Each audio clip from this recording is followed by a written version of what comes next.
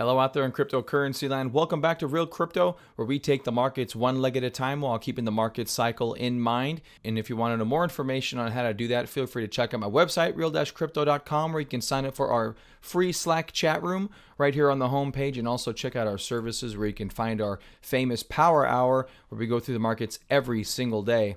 So let's get to it and talk about Bitcoin right now. As you can see on my chart, I've got a 2-hour chart on the left and a 1-day chart on the right, and a lot of red on my watch list at the moment.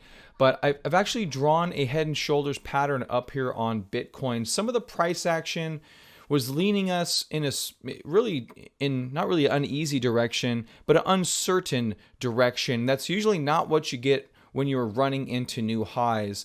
And so we did this a couple of days ago. We went through the markets. We kind of dove down into the price action to see what we could ascertain, and we came up with market is likely going into a correction. One of the reasons we came up with that is this actual follow-through day system that we have for timing Bitcoin that actually did go into a corrective mode several days ago. But it was on lower volume and things aren't looking exactly right for a correction. But with as much bullishness as there is out there, it doesn't make no sense for us to go into a correction. I know nobody wants to back away from 20K, myself included. I was on the 20K train along with everybody else. I'm sure some people weren't, but you know what I mean. But a lot of people were on the 20K train. Everything was looking fantastic, moving up. We started consolidating a little bit. Volume came back, but it started drying up significantly, and then now you're seeing the result of that. So I have a couple potential things on the table for Bitcoin in the future, and then a little bit later I want to discuss something new that I found. I know other people have known about it, but I think it's pretty cool. They can give us some potential price targets going out longer term. Now, I'm not a big price target guy, as you know. I'm a price action person, but I think these are some realistic numbers here. So in the shorter term, however, it does look like Bitcoin is going to go into a correction. Now, what does a correction mean? Well, I want to mention the last two times we were in a correction in Bitcoin, we're in this area here, and we're in this area here. All right, so when market's in correction by this follow-through day system, it doesn't necessarily mean that it's going to go lower.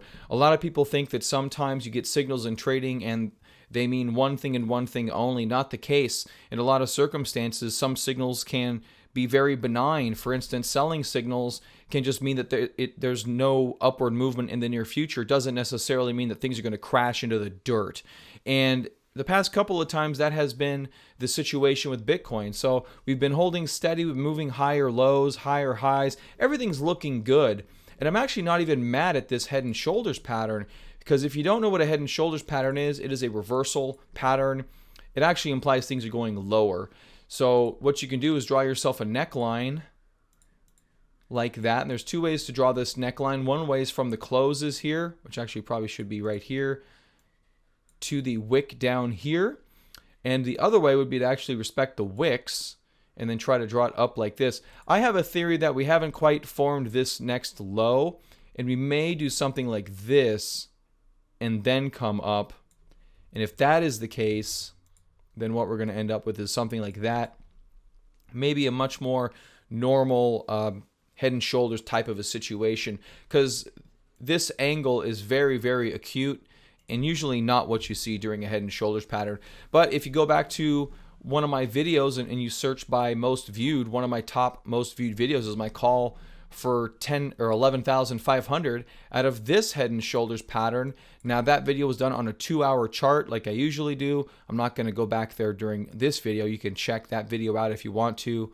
Go to my videos, sort by most viewed, and it says Bitcoin 11.5, and actually went down here to 10.5 is where it ended up, but it was timing this whole drop here. And this feels a little similar to that. Now in that one, we never really created a right shoulder. It actually rolled over immediately. And if we take a price target, which you do get from a head and shoulders pattern, so let's just say that this situation plays out and we drop and we bounce, which is perfectly reasonable to expect. How you get the price target from a head and shoulders pattern is you go from the top of the head to the neckline, which we actually don't have firmly established right now, but we can try to extrapolate it. And let's say, we break out over here. our target puts us right in line with these two supportive trend lines that I have drawn, about the 15,000 to 14,000 level for Bitcoin. So what would that do for Bitcoin? In the bigger picture, I would argue nothing. It does nothing. It would give you a 30% decline, which is a very respectable decline. Keep in mind, we've had a tremendous run up from here, one of our early breakout points, of about 70%. A move of that nature usually ends up with some type of a corrective move. And in this situation, 30% correction, I'm perfectly fine with that. I have no issues with that longer term whatsoever. But in the shorter term signal, in the shorter term action, like I said, we did get an exit signal on BTC. I heeded that. I don't tell everyone they have to sell. I try to get people to manage their own plans so they can learn what to do instead of following me. But I did sell. I told them when I sold, and I'm still cash right now. So if we do pop out, we have plans to get back in. But right now, they're not really on the table. What is on the table, apparently, is some type of corrective action. And like I said, could be all the way back down to the 14,000, 15,000 area. There's also a possibility it stops somewhere in between.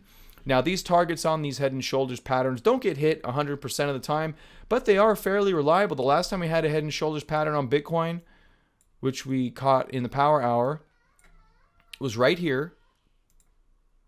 And this measured move hit exactly, and then the downward price action just stopped. Doesn't always happen that way, but boom, you can see right there, really close. I'm going to call that a win. And actually looks like I'm down a little bit.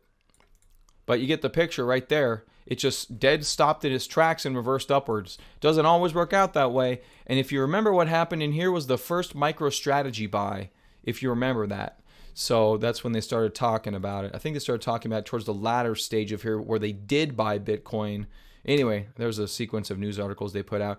So head and shoulders patterns have a way of working themselves out. And we don't have a fully formed head and shoulders pattern yet. I do want to say that. It's not set in stone, but it's looking like one. It's looking suspiciously like a head and shoulders pattern. The volume signature is correct. And usually when that happens, and we've been pretty successful calling these in the power hour, to be honest. And so maybe it'll work, maybe it won't, but that's what it's looking like. Like I said, I'm cash. If we do get a nice drop down, I will be looking to buy, and we'll be discussing all the ways to do that in the power hour. Also, we have webinars about buying the Bitcoin bottom. If you're interested, you can go to webinars on my page. And it's not going to be the exact same situation. This one here, buy Bitcoin right, how to buy the bottom, would have done you greatly at the capitulation in March. It worked out really well based off of this webinar. Since we're talking about webinars, if you want to know a little bit more generally about market cycles and how they work, I have a market cycles webinar which is referenced still heavily to this day, and it's been many years since I put that out. Very, very good webinar, a lot of good information in there. But right now in Bitcoin, I do think our momentum is to the downside. The buyers have stopped buying. The sellers have gotten a little bit more aggressive. And I think it will end up in a correction of some sort. Maybe this is exactly what we're going to get. Maybe it'll stop or shape up or something like that. But that's what we do every day in the power hour, is try to figure out what the market's doing and try to capitalize on those moves. And we're just going to do that going forward. All right, ladies and gentlemen, that's all I've got for today. Thank you for joining me. Please check out my website, real-crypto.com. And if you didn't know, I have a Real-Stocks channel, which is blowing up to a whopping 502 subscribers. Anyway, check that out too, guys, if you want to. We actually do some really, really good work over there. A lot of our members over there are having up multiple 100% 2020. And it's been a great year in the stock market as well as crypto. So, all right, ladies and gentlemen, thanks for joining me, and I'll see you next time.